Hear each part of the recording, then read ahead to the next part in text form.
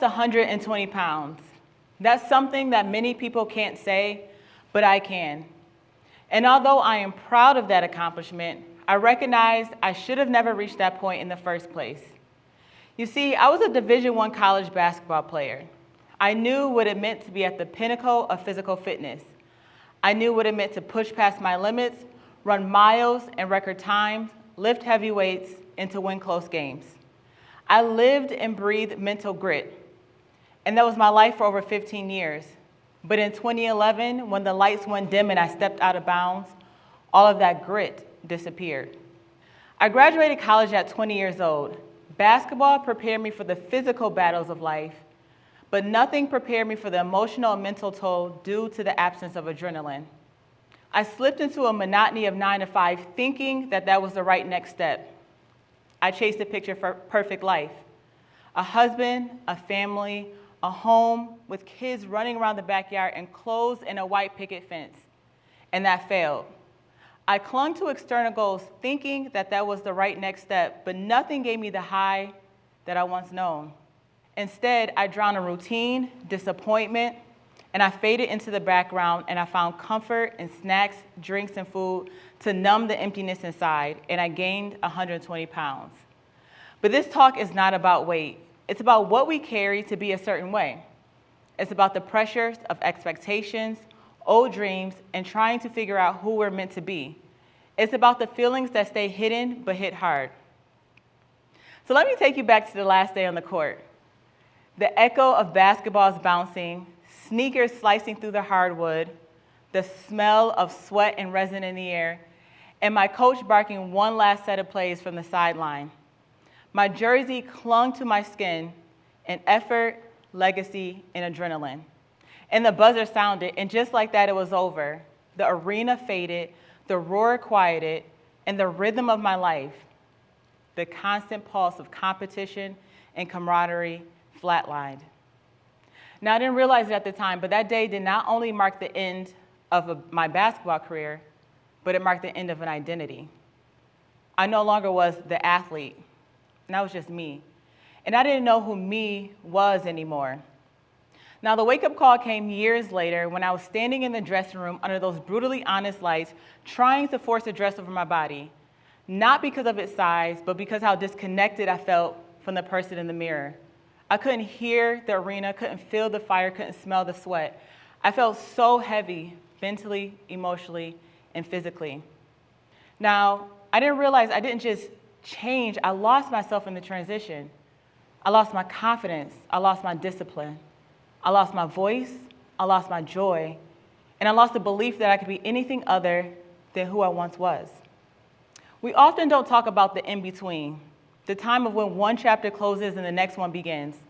We talk about wins and losses, but we rarely talk about the pause in between the buzzer and the next tip-off, and that's when life gets real. I didn't wake up one day and say, let me lose 120 pounds and start a business. It started with tiny, unglamorous decisions. Go for a walk, drink water. Say no to the voice that says, you're not done. It's like showing up back to the gym after an injury, weak, wobbly, unsure, but doing it anyways. Let me give you 3 truths I learned about reclaiming who you are. Number 1, you are not your last success. Basketball was my first love, but loving something and living in the shadows are 2 different things. You can love something that shaped you without being trapped by it. And at some point, I had to stop identifying myself by a chapter that I already closed. Number 2, small wins matter more than big ones. We live in a culture obsessed with before and after photos, but transition happens in the middle. It happens when you show up for yourself, give yourself grace, and keep going. And number 3, letting go is hard but necessary. At some point, I had to mourn the person who I thought I would become at an early age, the wife, the mother, the athlete, in order to fully embrace the person I was meant to be. The phrase out of bounds used to sting. In basketball, it signals a misstep. You made a mistake, you messed up. The play ends and the ball goes to the other team. When I stepped out of bounds, I just didn't step out physically, but existentially. I wasn't out of play, I was out of purpose. But one thing I realized is that out of bounds is not the end. It's just a reset. It's a space in between plays. It's where strategy gets reimagined. It's where you recenter yourself, take a deep breath, and get ready for your next play, not because the whistle forces you to, but because you are ready. And I wasn't alone in needing that space. Let's talk about what happens to athletes, specifically women, after college. Only 1.2% of women's NCAA basketball players go on to play professionally in the WNBA or overseas. That means 98.8% of women feel a sudden shift in identity or routine right after college. A Boston University study found that many athletes face identity foreclosure, where their sense of self is so tied to being an athlete that once it ends, they don't know who they are anymore. And NCAA's own mental health survey found that 47% of female athletes reported feeling overwhelmed, and 35% said they felt mentally exhausted on a regular basis. These stats are not just about athletics, it's about the mental toll behind the game. While my story started with athletics, Out of Bounds is so much more than basketball. I've worked with student athletes who are searching for a roadmap and helping them avoid the same pitfalls I faced when I graduated too soon, too fast, and too unprepared for what's next. I've worked with young adults who are also searching for that same roadmap, and those who are looking for their identity once the cheering stops and their jersey comes off. And I've worked with adults in transition, those who are laid off or burnt out or quietly questioning whether the life they built still suits the person they become. Through mentoring, coaching, and one-on-one sessions, the same 3 core questions always arise, no matter of age or background. Who am I now? What comes next?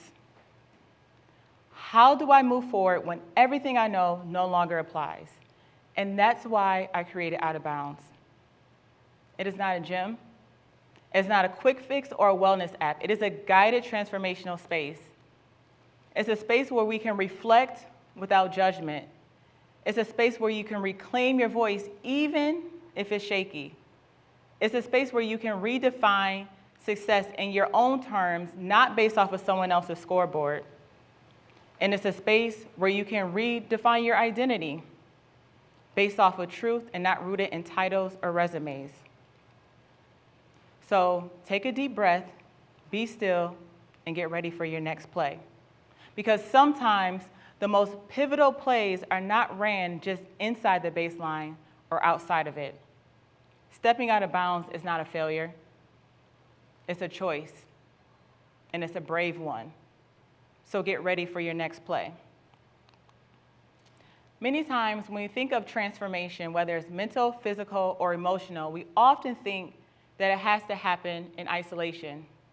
But the truth is, it doesn't. Sure, I had to dig deep, but it was the people around me who helped me through the experience at that time. It was my mentors who shared their stories. It was my friends and family who lifted me up when I was down. And it was the people who were experiencing the same things as I was during that time. At my gym, Next Level Bootcamp, we often say, be where your feet are planted.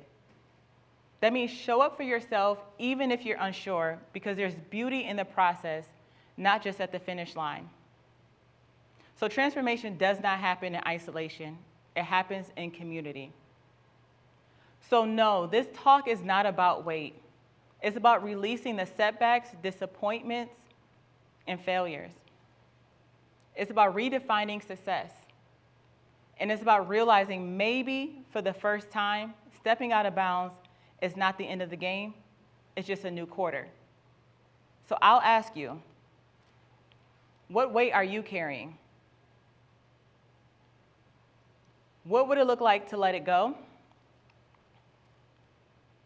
And what if the best version of you is waiting not behind the baseline, but just outside of it? Thank you.